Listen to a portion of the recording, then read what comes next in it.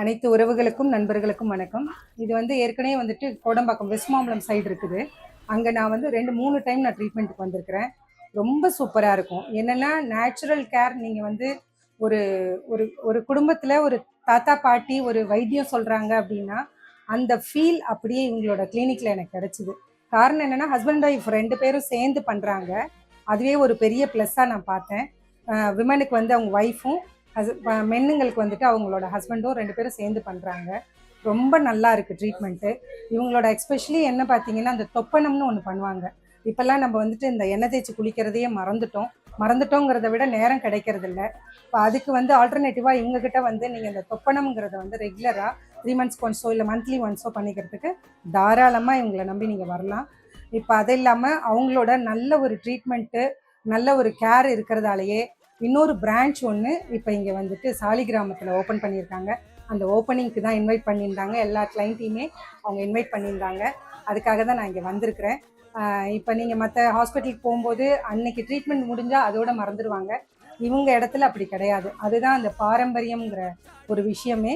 இவங்க அந்த டச் இருந்துக்கிட்டே இருக்குது. ரொம்ப சின்ன வயசு தான். 2 பேரும் ரொம்ப யங்ஸ்டர்ஸு. 2 பேரும் இந்த சின்ன வயசில் இவ்வளோ நல்லா ஒரு அனுபவம் மிகுந்த ஒரு டாக்டர் கிட்ட போனால் நம்மளுக்கு எந்த மாதிரி ஃபீல் கிடைக்குமோ அது தாராளமாக இவங்ககிட்ட வந்தீங்கன்னா உங்களுக்கு கிடைக்கும்.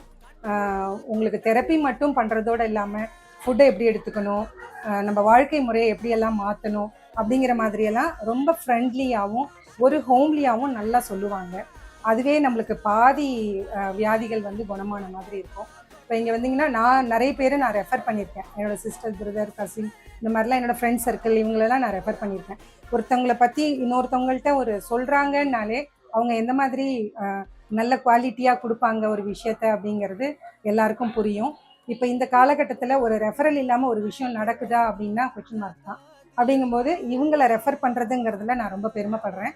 நிறைய பேருக்கு நான் ரெஃபர் பண்ணியிருக்கேன். நீங்களும் வந்து இங்கே உள்ள அந்த தெரப்பியை நீங்கள் பண்ணிக்கிட்டீங்க அப்படின்னு சொன்னால், இந்த தொப்பனம்னு ஒன்று சொல்கிறேன் பார்த்தீங்களா, வியாதி வந்தால் தான் ஹாஸ்பிட்டல் வரணும்னு கிடையாது.